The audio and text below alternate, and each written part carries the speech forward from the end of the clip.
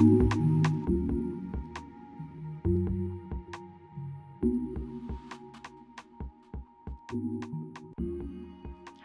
to Uncloaked, a cybersecurity podcast brought to you by BlackCloak, the pioneer in digital executive protection and leader in personal cybersecurity. I'm your host, Ayla Fitzpatrick, and today we're talking about the important role that women play in cybersecurity. You can see I have a lot of great guests here with me today. I'm going to let them introduce themselves. So Ingrid, if you wouldn't mind kicking us off. Yeah, I'm Ingrid Gliatone. I'm the Chief Experience Officer here at BlackCloak. Sam Stiles, Head of Customer Success. Carrie Nagel, Chief Operating Officer at BlackCloak. And I'm Tracy Moon, Chief Marketing Officer at BlackCloak. Amazing. Thank you all for being here today. We'll start off just give me a little bit of your professional backgrounds and tell me a little bit about what attracted you to the cybersecurity industry. Sam, if you want to kick us off.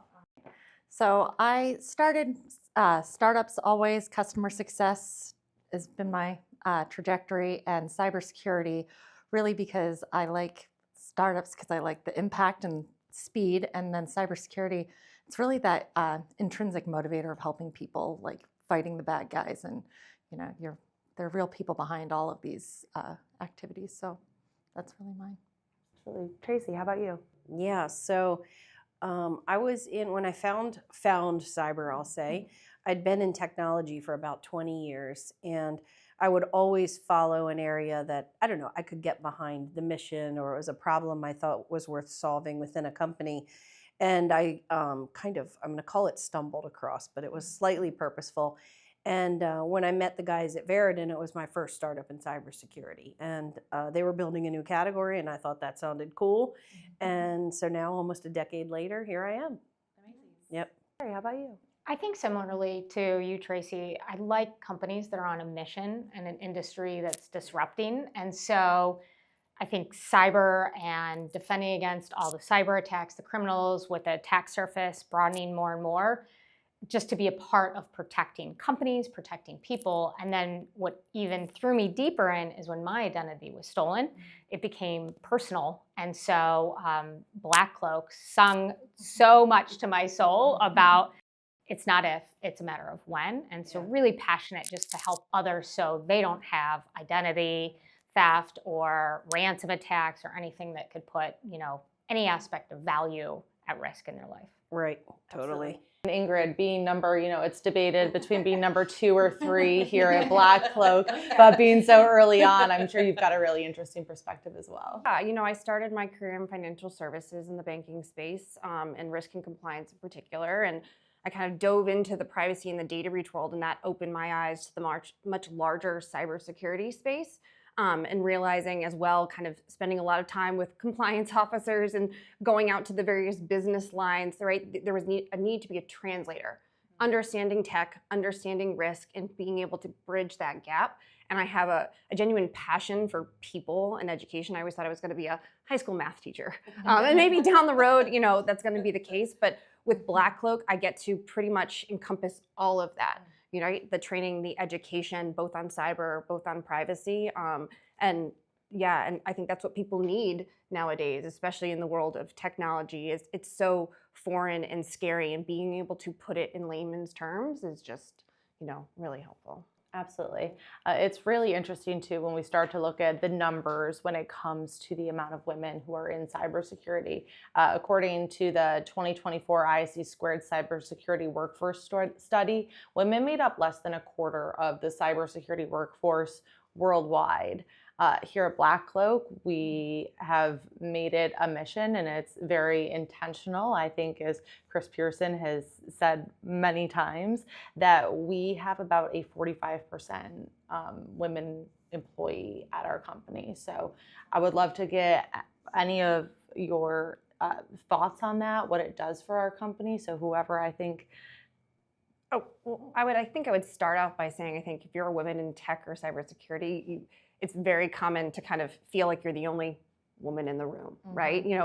The conferences that you attend, just being a seat at the table. And I think that, at least for me, starting off, there was a kind of a pressure to prove, who I was, and having to flash my credentials and my education to kind of, whereas I would say maybe, my peer counterparts that were male didn't have to necessarily do the same. And then also I think, when you're in the world of cybersecurity, there's that stereotype of, having to be super technical or be a coder. And, I personally didn't fit that mold, though I understood it, I should say, at a high level and could translate. So I don't know about anybody else. It's funny, that was code early on in my cybersecurity career. Can I talk to somebody more technical? And I'm like, I'm actually the product expert, so why don't you talk to me? But it was essentially code for, can I talk to a man? And that's the way it was for a long time. It's funny, being at BlackCloak, I am a little shielded though from that statistic. Reading it, I was like, oh wow, that's low, but we have so many women here that I sometimes forget how few there are in the broader. I think that's because of our mission, right? Our mission doesn't, look at gender or ethnicity or age or anything, because cyber attacks happen to everybody. And so I think when it becomes a matter of protecting digital lives right across the board, it's all of us, right? It's men, it's women, it's young, it's old, it's every walk of life, right? And so I think that helps with our diversity and why we have such a great proportion of women as compared to a lot of the rest of the industry. Something I'm really proud of to be a part of. Yeah, I think so too. I echo pretty much everything you all said at the table. I'm probably going to date myself here, but I've actually been working as of now 35 years in tech. So the way it was in the beginning is very different from what I experience now. And BlackCloak is really the first place where there have been so many women.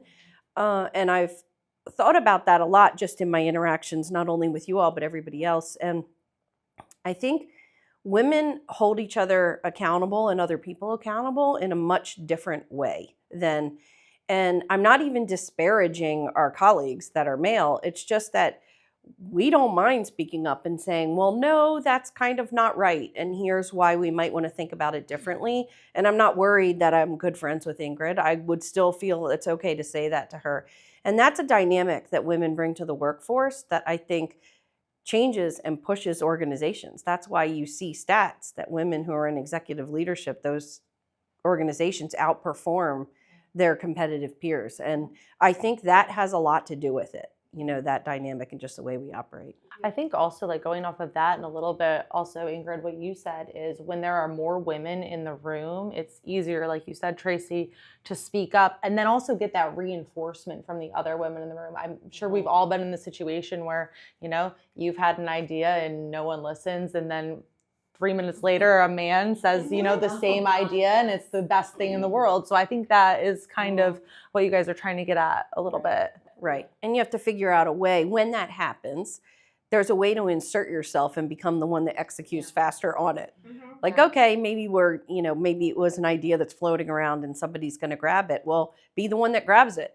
And go make it happen, regardless of who. Yes. Yeah. Yep. Feel that's hard too. I mean, it's intimidating when you are the only woman in the room and you're like, I disagree with this, and like learning to lean into it and be like, yeah, no, I'm going to raise my hand. I don't care if I sound stupid or I'm not as technical or a coder. This doesn't make sense to me. And then has the experience at BlackCloak for you all been different in a positive way because of the amount of diversity we have? I think, Carrie, you said, not just, the gender diversity that we have, but kind of overall. I know we're talking about, women in cyber right now, but do you find that it's been different than those previous rooms that you guys have found yourselves in? Absolutely. I mean, what's great is also we have a lot of executive women, right? And I've been used to similar, not aging myself either, but, similar of the only woman in the room. Right? And the only leader in the room that is a woman. And it's hard to ride the line of speaking up, asserting yourself, being confident, right? And that's been a challenge my whole career here. It's been somebody said shielded earlier. I think, Sam, you were talking about that. It's been amazing. I don't feel that pressure because I'm surrounded by such diversity across all of the teams and the groups that it's refreshing. There's no pressure of I'm representing something and I need to watch how I say it or who I say it to or timing of it. We all speak up. So it's actually been a pleasure because we can challenge each other like you were saying earlier, in whatever way, not worried about the perception of a label. So it's really nice. And just get the work done. Yeah. And just Yes. get the work done. And when you think about it, what do you call them? Term them cyber criminals, bad actors, hackers, right? They're diverse in what they do, right? In all walks of life and where they come from. And so for us, I'm really proud of the diversity that we have here at BlackCloak across the board, because we're not just checking a box, but we literally have a diverse workforce between gender and backgrounds and cultures and everything else, and that when we're able to come together with all of that various backgrounds, it builds a much stronger, I would say, solution and action that helps us with protecting our clients, because we're taking all of everybody's background and thoughts holistically in the matter. It removes some of the blind spots, right? Because if you're all too alike, you're missing something out there. And so that diversity helps avoid those blind spots. Also, what I think for having women in leadership roles and executing is we bring something to the table, aka empathy. I think more so than anything. And, that's something that we drill down with the concierge team a lot, for our clients. And I think empathy, especially when it becomes personal, right? It's a personal scenario when you have identity theft, right? And being able to bring that empathy to our members and folks just in the cybersecurity and privacy space is really important. Absolutely. I think those are all really great perspectives. And, we kind of already touched on, the why is that diversity important. And I think Carrie really nailed it. You have way less blind spots when you diversify, not only in gender, not only in background, but I mean, for myself, this is my first job in cyber. I didn't have any experience, but it's so interesting to find kind of those gaps that, my experience is able to fill. And I think each of us brings something like that to the table as well. Absolutely. All right. Well, I think this was a great conversation, and I would just love to wrap up by each of you giving some advice maybe to other women out there who are looking to enter the cyber workforce, maybe thinking, well, maybe I want to shift from whatever I'm doing into it, and just maybe some advice that you could give out there. Carrie, we'll start with you. I would say jump in. Don't wait. There's no perfect model of a person that fits into cyber, as Ingrid was saying. It's all different backgrounds, all different types. Just jump in. That's what I would say. Me too. I'm going to add, jump in, and obviously don't be afraid to go ask. If network, ask. All somebody can say is no, but also be the one that works hard. Work hard and don't take no for an answer. That's how you make it into something. You just keep doing it. Yeah, I mean, you're a perfect example, right? This is your first job in cyber, but that didn't stop you from coming here, right? And think about all the transferable, think about all the transferable skills that you can take into this job. Can you manage risk? Can you handle yourself in a crisis? All of those things, and just your ability to learn, that will take you far. Yeah, I totally piggybacking off of that.